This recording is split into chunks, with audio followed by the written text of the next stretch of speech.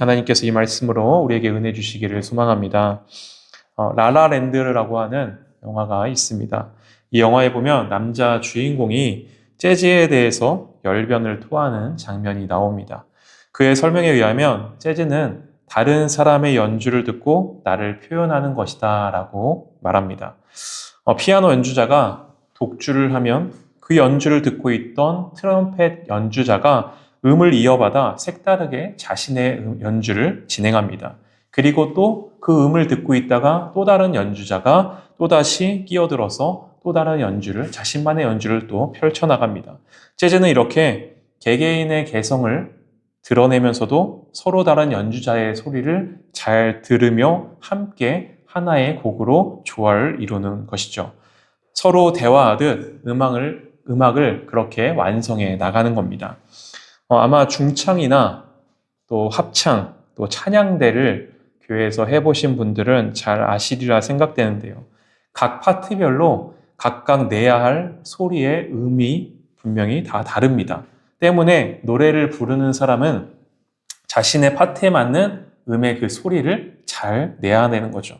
그 가운데 서로의 음들이 때로는 충돌되기도 하고 또 조화를 이루면서 하나의 아름다운 하모니를 이루게 되는 겁니다. 때문에 노래를 부르는 사람은 자신의 파트에 맞는 음의 소리를 적당하게 알맞게 잘 내야 합니다. 그런데 여기서 중요한 것이 한 가지가 더 있습니다. 사실 자신의 소리를 내기 이전에 선행돼야 될 것이 있는데요. 그것은 바로 옆에 사람의 소리를 잘 듣는 겁니다. 내가 베이스 파트라고 해서 베이스 소리만 크게 낸다고, 잘 낸다고 되는 것이 아닙니다. 서로의 소리를 잘 듣고 나의 소리가 모든 사람들, 내 옆에 있는 사람들의 소리와 함께 잘 어우러지도록 조화를 이루도록 해야 하는 거죠. 여러분, 우리가 삶을 살아갈 때도 마찬가지지 않겠습니까? 나의 소리를 정확하고 분명하게 되는 건 물론 중요합니다. 하지만 아름다운 하모니를 이루는 우리의 인생이 되기 위해서는 무엇보다 잘 들을 수 있는 귀가 필요한 거죠. 여러분, 우리 예수님은 참 잘 들으셨던 분입니다. 그래서 영성가 헨리 나우엔이 예수님에 대해 한 문장으로 이렇게 표현합니다. 오늘 설교의 제목이기도 한 예수님은 온몸이 귀였다, 그렇게 표현합니다. 여러분, 무슨 말인지 이해가 되시나요? 예수님은 온몸, 모든 몸이 귀로 표현될 정도로 그렇게 잘 듣는 분이셨다라는 말인 거죠. 오늘 말씀해 보면 21절에 이렇게 말씀합니다. 예수께서 배를 타시고 다시 맞은편으로 건너가시니 큰 무리가 그에게 모이거늘 이에 바닷가에 계시더니, 예수님께서 공생의 사역을 시작하시면서 많은 일들을 행하셨죠. 병자들을 고치고 귀신 들린 사람도 고치시고 설교를 통해서 말씀을 전하시기도 하며 말씀을 가르치셨습니다. 때문에 예수님의 능력을 그렇게 경험하고 예수님의 말씀을 들은 많은 사람들이 예수님을 따랐고 그에게로 모여들었습니다. 그래서 오늘 말씀에서도 큰 무리가 예수님께 모였다라고 설명하고 있습니다. 그런데 그 중에 한 사람이 예수님께 다가옵니다. 누구냐면 바로 회당장이었던 야이로가 예수님께 다급하게 찾아와서 그의 앞에 무릎을 꿇고 한 가지 간청을 드리는 겁니다. 23절의 말씀입니다. 간곡히 구하여 이르되 내 어린 딸이 죽게 되었사오니 오셔서 그의 위에 손을 얹으사 그로 구원을 받아 살게 하소서 하거늘.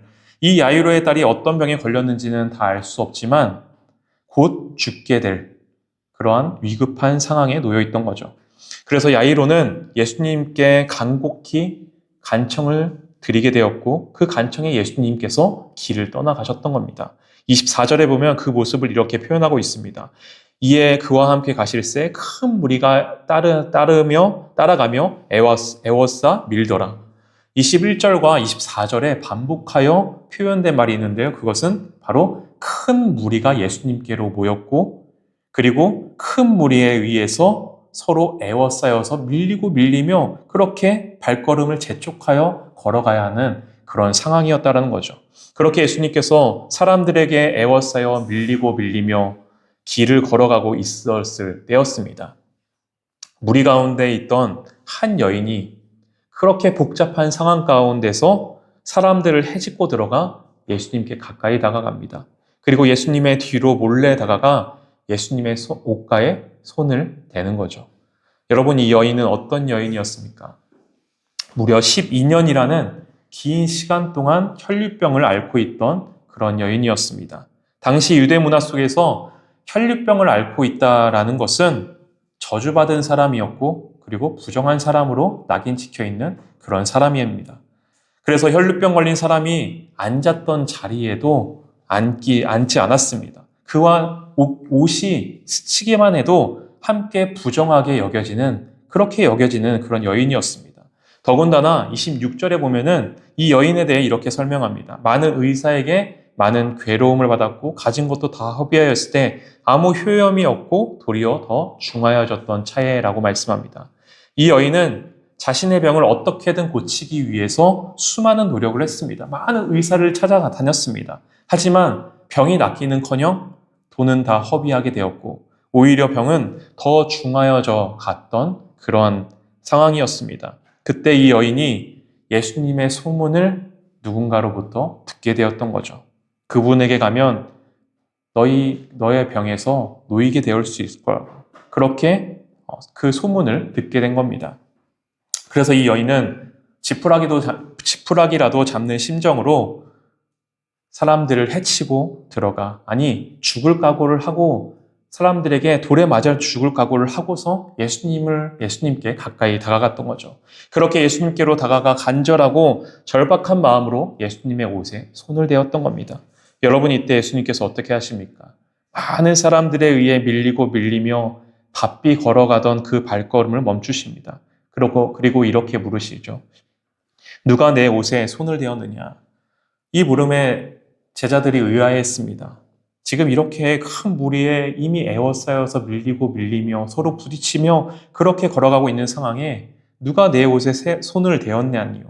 예수님, 지금 그럴 시간 없습니다. 빨리 가던 길 가시죠. 아마 그렇게 말씀드리지 않았겠습니까? 하지만 예수님은 그 자리에 그대로 멈추어 서셨습니다. 왜냐하면 예수님은 자신의 곁에 다가온 한 여인의 간절한 마음, 상처나고 무너지고 어그러져 자신의 힘으로는 더 이상 아무것도 할 수 없는 이 한 여인, 그 여인의 마음의 그 중심을 온몸으로 느끼고 듣고 계셨던 거죠. 이전에 이런 실화가 담긴 글을 읽은 적이 있습니다. 한 공동체를 이끌고 있는 선생님이 강단에서 강의를 마치고 한 신문 기자와 인터뷰를 했습니다. 신문 기자가 이 선생님에게 이렇게 질문합니다. 오늘 강의 중에 접촉과 연결에 대해 선생님께서 설명을 해주셨는데 그것에 대해서 좀 더 이해하기 쉽게 설명해 주십시오 라고 요청을 한 겁니다. 이 요청에 선생님께서 미소를 지으며 기자의 질문과 상관없는 이러한 것을 물으셨다고 합니다. 기자님은 고향이 어디십니까? 고향집에는 누가 살고 계시나요?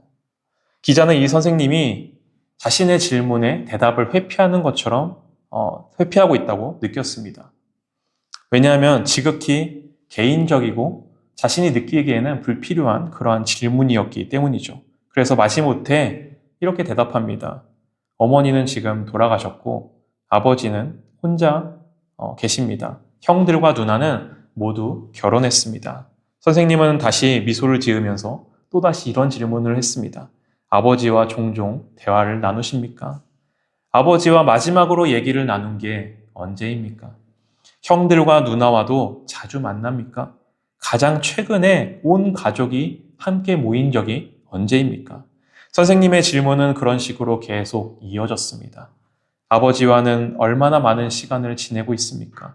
나란히 같이 함께 모여서 아침, 점심, 저녁을 먹은 적은 언제입니까? 아버지의 기분이 어떤지 물어본 적은 있으십니까? 어머니가 돌아가신 후에 어머니는 어떻게 아버지가 하루하루 살고 계신지 알고 계신가요? 선생님의 질문이 이어지던 중 기자의 눈에 점점 눈물이 고이기 시작합니다. 선생님은 기자의 손을 잡으며 이렇게 말했다고 합니다. 내 질문이 본의 아니게 상처를 주었으면 미안합니다. 하지만 이것이 당신이 질문한 접촉과 연결에 대한 답입니다. 당신은 아버지와 지금까지 접촉은 많이 해왔으나 연결은 되어 있지 않은 것 같습니다. 연결은 존재와 존재 사이에서 일어나는 겁니다.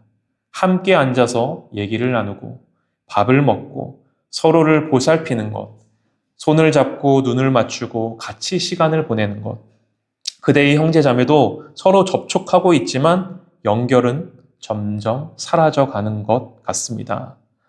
여러분, 우리는 참으로 바쁘고 빠르고 바쁜 그러한 시대, 바쁘게 발걸음을 재촉해야만 하는 그런 시대를 살고 있습니다. 핸드폰 하나면 세계 어느 나라에 있는 사람과도 소통하고 접촉할 수 있는 그런 시대입니다. 세상에 여러 가지 크고 작은 소리들이 항상 우리의 귀를 채우는 그런 시대를 살아가고 있습니다. 여러분, 그 가운데 우리 또한 수 없는 접촉을 연결로 착각하며 혹시 나와 너 사이에 이루어지는 그 연결됨을 우리도 잃어버리고 귀를 닫고 마음의 귀를 닫고 살아가고 있지는 않은지요. 앞서 말씀드렸듯 우리 마음의 귀를 열어 나와 너 사이에 이루어지는 존재와 존재로 만나는 그 만남과 대화, 있는 모습 그대로 누군가를 수용해 줄 수 있고 있는 모습 그대로 나를 보여줄 수 있는 그 마음, 그런 관계가 우리의 삶 가운데 이루어질 때 너는 나에게, 나는 너에게 서로 연결되어지고 하나가 되어지게 되는 거죠. 천상병 시인의 나무라는 시를 잠시 읊어드리도록 하겠습니다. 사람들은 모두 그 나무를 썩은 나무라고 그랬다. 그러나 나는 그 나무가 썩은 나무가 아니라고 그랬다. 그 밤 나는 꿈을 꾸었다. 그리하여 나는 그 꿈 속에서 무럭무럭 푸른 하늘에 닿을 듯이 가지를 펴며 자라가는 그 나무를 보았다. 나는 또다시 사람을 모아 그 나무가 썩은 나무가 아니라고 그랬다. 그 나무는 썩은 나무가 아니다. 여러분, 예수님은 모든 사람들이 이 여인을 손가락질하고 이 여인은 썩은 나무라고 하며 그녀와 접촉하는 것조차도 불길하게 여기며 그녀를 소외시킬 때 예수님은 그의 앞에서 발걸음을 멈춰 서셨습니다. 그리고 옷가에 손을 대는 접촉을 넘어 그의 존재를 있는 모습 그대로 받아들이셨고 그 삶을 받아주며 그녀와 존재와 존재로 연결되셨던 거죠. 아무도 그의 이름조차 기억하지 못하는 그런 버림받은 여인이었으나 예수님은 이 여인을 바라보며 푸른 하늘에 닿을 듯이 가지를 펴며 자라갈 그 모습을 꿈을 꾸셨던 겁니다. 수많은 사람들 앞에서 따라 내가 내 믿음이 너를 구원하였으니 평안히 가라. 내 병에서 놓여 건강할지어다. 이 여인을 병에서 자유하게 해주실 뿐만 아니라 사람들의 손가락질, 사람들의 모든 관계와 시선들 가운데서도 자유할 수 있도록 건강한 여인으로서 이제 살아갈 수 있도록 그렇게 소망을 불어넣어 주셨던 겁니다. 여러분, 오늘도 우리 주님은 우리의 작은 신음소리에도 귀를 기울이시는 주님이십니다.